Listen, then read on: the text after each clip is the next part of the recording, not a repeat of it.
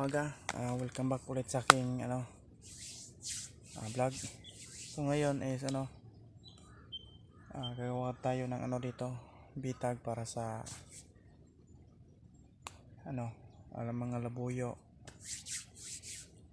So may nakita ako ditong palatandaan na mayroong labuyo kasi may pinagkainan sila dito.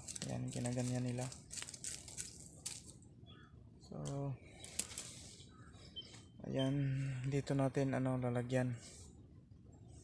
So yun, kung bago ka pala sa aking channel, please like, subscribe, at paki-comment at paki-ring na rin yung notification bell para ma-notify po kayo sa aking mga panibagong upload na video. So yun, try natin gawa ng bitag dito at babalikan natin bukas. Ayan. So, meron akong dala dito nylon.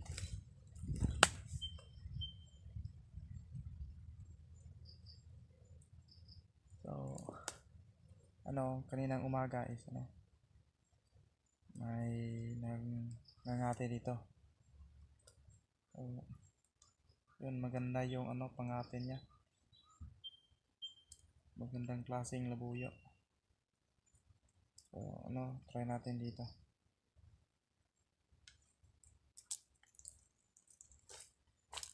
Kuha lang tayo ng 2 metro.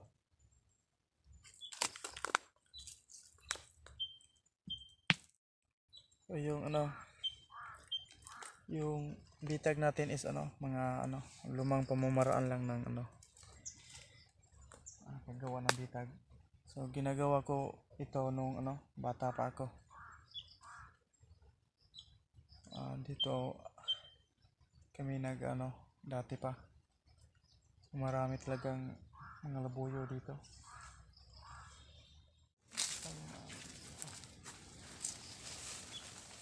Kuha tayo ng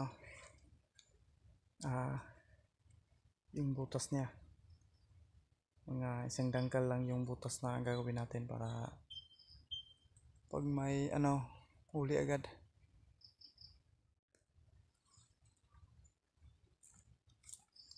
Yun lang, napakasimple lang. Ganyan lang. Yan.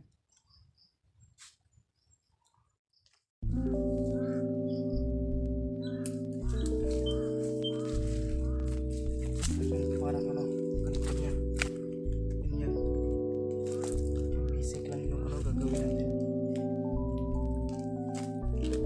Sa susunod na video, tuturuan ko pa yung paano yung mga yung trap na 2 butas. Isa lang isang kaway lang.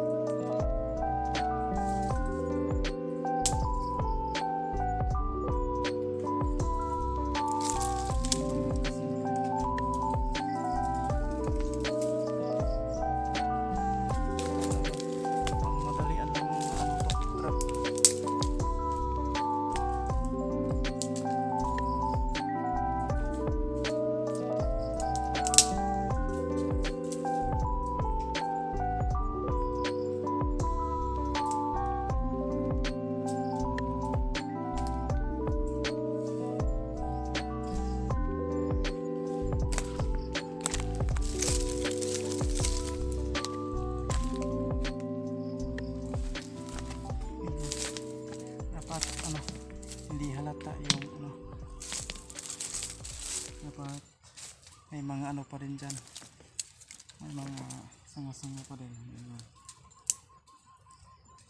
Para hindi maghinala yung ano, yung buyo. Ayan. Yun lang oh, quick trap lang yan. Yun, yan ang quick trap. Yan pang ano, mabilisang ano lang, pag ano lang yan, pang madalian. Yan pag apak niya dito, so maraming nakakaalam na ng ano ganyang trap. Yan mga traditional trap yan, pang madalian lang, ang simple lang. Yan, yun o. So yun, maraming salamat sa pag ano, tapos ng video. Ayun, sa susunod tingnan natin kung may huli ba to. So yun lang, medyo hapon na. Yun, so maraming salamat sa panonood. Huwag kalimutang mag like, subscribe at paki-ring na rin yung ano, notification bell at paki-comment. So yun,